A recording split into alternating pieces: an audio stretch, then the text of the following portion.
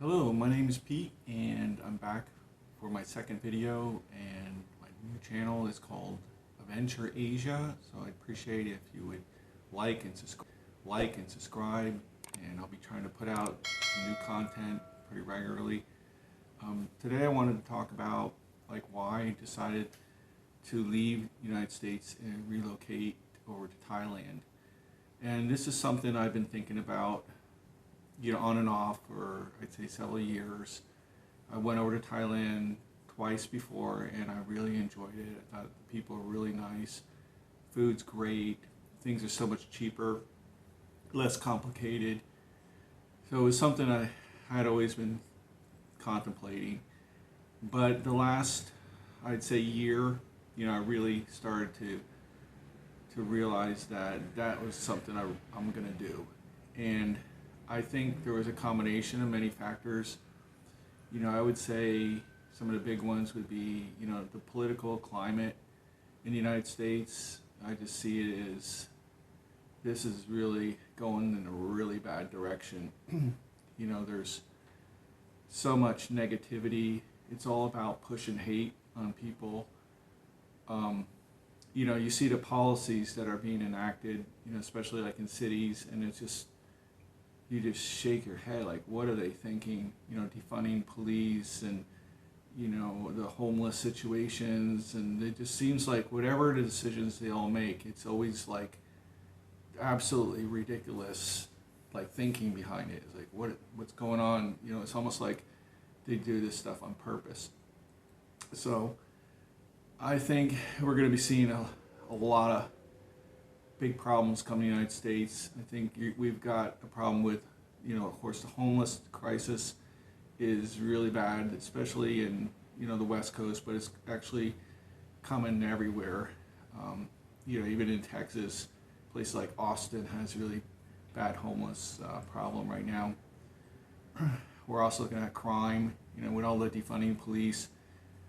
Police are quitting their jobs in droves, and so it's obvious that you're going to have a lot more crime, and the police are going to be a lot less likely to want to intervene if they see something going on. I think the other big problem is we lost a lot of rights, and it's been really apparent, I think, in the last year or so. You lost, I think, voting rights. We've lost First Amendment rights. I mean, you can't even really, talk anymore about ideas you have. You're going to get censored. And I mean, who would ever thought in the United States you would be talking about you get censored for talking, your opinions?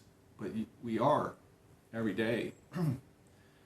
So that's probably one of the biggest things for me, was seeing, especially like on YouTube, all these channels just getting taken down. Channels with years and years of development and good content were just being taken down because of their opinions. It's just like, that to me was just a total head shaker. I just couldn't ever get over that. I think we're in for high taxes. I think that is something that people can't even imagine how bad that's going to get. And it's not like, where you're losing things, like for example, you're losing like police protection, but your taxes aren't going to get reduced because there's less police protection. The taxes are actually going to go up. So you lose in both ways. You lose on what you get, and you lose on what you pay. So a double whammy on taxation. I think the hate is just going to keep on being pushed. I mean, just watch, CNN and, even Fox, doesn't matter what view you have. I mean, you just look at what they're telling you every day, and it's just, they want you to hate. They really do. They want you to hate. So, to sum it up, I think we've got a climate of terrible social issues going on in the United States. Taxation, inflation, look at the inner city crises with the homelessness and the protests and things spilling out. That's going to come to the suburbs eventually. So for me, I see this as like, you know, you could stay and I guess try to fight it in some way or try to hide from it, you know, get out, you know, as far away from it as you can. You know, I kind of thought, well, you know, I really wanted to go overseas, so this is my time to do it, and just, I don't want to deal with that crap anymore. I'm tired just hearing about it every day on the news, and you know, I try to shut it out, but it still, it just comes through every crack that they can push things on you, they're gonna do it. Whether it's your internet browsers or news on some, you know, website that you didn't even want to hear it. It's like still there. So I'm totally upset with all that. Also, you know, you look at like the dating scene, like in the United States, it's just hilarious, you know. And you know, I mean, you think about it, like if you're middle aged, what options do you have? You're gonna meet maybe a woman who has several children, are grown up, probably still not left the house yet, that you probably gonna be somewhat responsible for. Even if you're not married, you're probably still expected to help out. Health situation, you know, if you hook up with a woman who's like, you know, middle aged, you know, look at the women in that age group, or it's about 70% are overweight or obese, and that leads to diabetes and cardiac issues and a lot of other, you know, health risk problems that you are going to be indirectly affected financially, or your quality of life will also go down as her quality of life drops. So these are all things, you know, I just don't want to get involved with anymore. I see over here, you can have a healthy dating, you know, scene. Plus, like I said, a great cost of living over here. You're not dealing with all, you know, the hate mongering every day, unless you watch it in the United States. But at least you could say, hey, I'm not there. So, you know, that's better. But it's still going to affect you, I know, and I have to realize that I'm still going to be always considered American, and those things are going to always bother me. And even like taxation, even though I don't live there, I still, you know, am liable for tax debts and rules. So stuff I have to live with. And the next thing I want to go over is like the process, like how I said about moving. And as you make your decision, you're going to get to a point where you're going to hit a critical junction, like where it's going to be like you're doing it or you're not. You get to that point, and it's probably going to be like if you have a house and you decide to put it on the market. That's going to be like the reality starts hitting you, like, yeah, I'm going to do this, and I'm not going to back down. And once you start listing it, things can happen pretty fast. Like I sold my home in just like to the first person that looked at it, and they set a date of about 6 weeks to move in, which I thought was pretty reasonable, and I didn't want to really push that out much further because I didn't want to jeopardize the deal, because I got a good price, and this is a good time to sell. You know, so if people are thinking about it, can't beat the timing. Housing market is looking pretty good right now for sellers. So once that happened, I had 6 weeks. So the next thing is, you know, if you have cars, like I had a couple cars, so I put them on eBay, and I went through that process, and that's not easy. If you start doing that, you'll find that it's a lot more complicated, and you might have to relist it a couple times. So give yourself some time on selling your cars, especially if they're older, because they might not sell so fast for the price you want. Also, you're going to be looking at like Craigslist, trying to sell your things, and it's hard because nobody wants to give you good prices for your household belongings. So get them out there sooner rather than later. Don't wait till 2 weeks before you're gonna go and expect to sell a lot of stuff. It takes a while. It took me a month on some things to sell. Some things sold right away, so it's kind of hit and miss, but don't sit around on that. And be happy with kind of lower prices than what you thought, because that's probably what you're going to get. I also decided I was going to pack things up and move a lot of stuff. So I kind of went through everything and decided, is this something I'm going to bring or not? Try to sell it. Some things I had to just throw out because I couldn't sell them. So it's a difficult process because you're going to be throwing a lot of stuff out, unfortunately, or you're going to be heading over to, Goodwill and stuff like that with things. But you're also going to be pressed for time because all this stuff takes a lot of time, and you're also going to be looking at pawn shops because Craigslist is going to move everything. So especially like electronics, I'd say get them on Craigslist first. You get a better price if you can sell it there. And then you're probably going to have to look at pawn shops as you back up, as your time starts clicking down, to ready the last week or two. So I decided to bring things. And I came up with about 10 medium to big boxes of stuff I was going to bring, mostly clothes, some electronic items. Keep in mind, some countries have different voltages.